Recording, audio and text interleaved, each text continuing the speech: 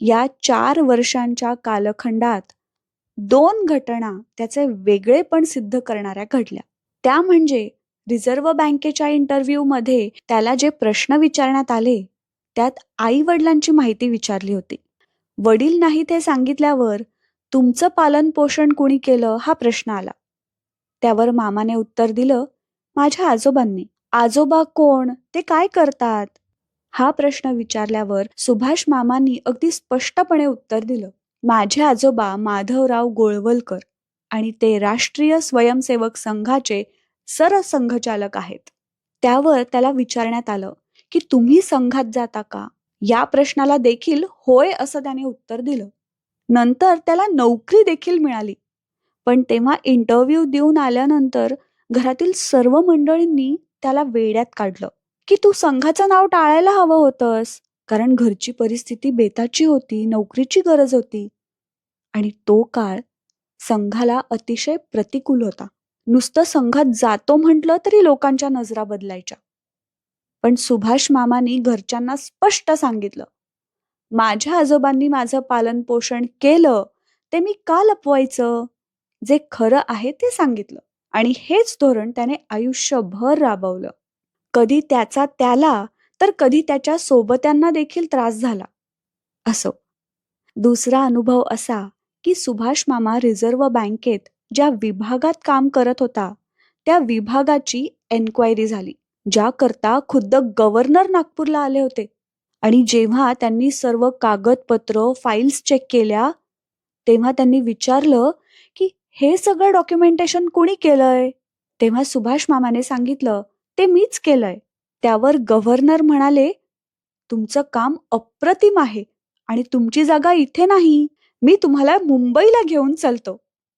त्यावर सुभाष मामाने त्यांना सांगितलं की मी काहीच दिवसात ही नोकरी सोडून संघाचा प्रचारक म्हणून जाणार आहे. त्यावेळी संघाबद्दल फारशी माहिती नसलेले ते गव्हर्नर सुभाष मामाला एवढंच म्हणाले की मला संघाबद्दल माहिती नाही, पण मला एवढं जाणवतंय की तुम्ही जिथे जाता आहात ना ती निश्चितच रिझर्व्ह बँकेपेक्षा चांगली जागा असावी. खऱ्या अर्थाने प्रसिद्धी परांगमुख असं हे व्यक्तिमत्व होतं. पैसा आणि प्रसिद्धी यापासून नेहमीच दूर राहिलेलं. तुम्हाला माहितीये त्याने कधीही फोटो काढून घेतला नाही. आश्चर्य वाटेल पण त्याच्या निधनाची वार्ता पेपरमध्ये देताना त्याचा फोटो आम्हाला शोधावा लागला हो.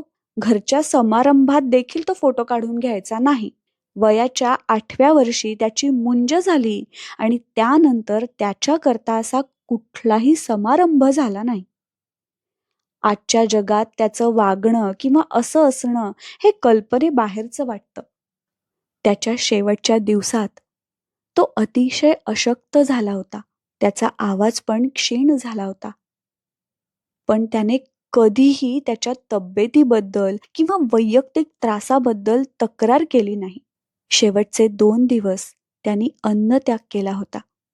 जाण्याच्या एकच दिवस आधी परमपूजनीय सरसंघचालक त्याला भेटायला गेले. त्यांच्या हातून वर्णाचं पाणी प्यायला आणि दुसऱ्याच दिवशी मोहनजी प्रवासाला निघण्यापूर्वी त्याने प्राण सोडले. मला वाटतं ना, एका निष्ठावान स्वयंसेवकाच्या आयुष्याचा शेवट यापेक्षा काय चांगला असू शकतो? ज्या कार्याकरता त्याचं आयुष्य त्याने समर्पित केलं, जे कार्यालय त्याचं श्रद्धास्थान होतं, तिथेच परमपूजनीय सरसंघचालकांच्या उपस्थितीत त्यांचा निरोप घेऊन तो पुढच्या प्रवासाला निघून गेला. एक वारकरी संघाच्या पंढरीत वैकुंठवासी झाला.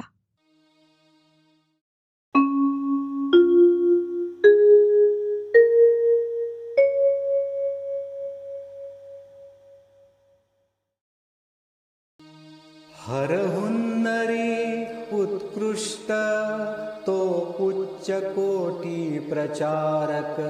हरहुन्नरी उत्कृष्ट तो उच्च कोटी प्रचारक. कार्याला देऊन प्राधान्य, कार्याला देऊन प्राधान्य, नोकरी सोडली बेधडक. हरहुन्नरी उत्कृष्ट तो उच्च कोटि प्रचारक अमापती वाचन आवड विषय कोणता वर्जन से अमापती वाचन आवड विषय कोणता वर्जन से अनेक भाषा पारंगत तो अनेक भाषा पारंगत तो प्रसिद्धी पैसा परामुख हर हुन्नरी उत्कृष्ट तो उच्च कोटि प्रचारक गीता सुंदर कांड मुखोद्गत कार्यवाह तो घोषाचा गीता सुंदर कांड मुखोद्गत कार्यवाह तो घोषाचा देह अर्पिला संघाला परी देह अर्पिला संघाला परी देहदानाचा तो प्रेषक हर हुन्नरी उत्कृष्ट तो उच्च कोटि प्रचारक हर हुन्नरी उत्कृष्ट तो उच्च कोटि प्रचारक.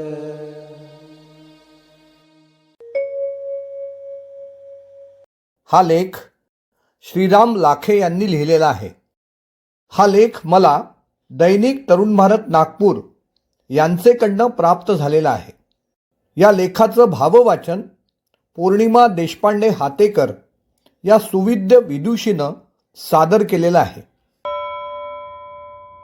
मिलिंद रहाटगावकर मला जे जे भावते ते सर्व या यूट्यूब चॅनलवरून प्रसिद्ध झालेला हा लेख सादरीकरण श्रद्धांजली गीत आपल्याला आवडलं असेल तर लाईकचं बटन दाबा, शेअरचं बटन दाबून हा लेख संघाच्या स्वयंसेवकांना, संघाच्या समर्थकांना आणि समाजातील संपूर्ण सज्जन शक्तीला आपण पाठवावा ही विनम्र विनंती करतो. मूर्तिमंत तुझ समान हो दे, तुझ समान हो दे. येत शरण तव पदासी देश कार्य विरमुदे, देश कार्य विरमुदे.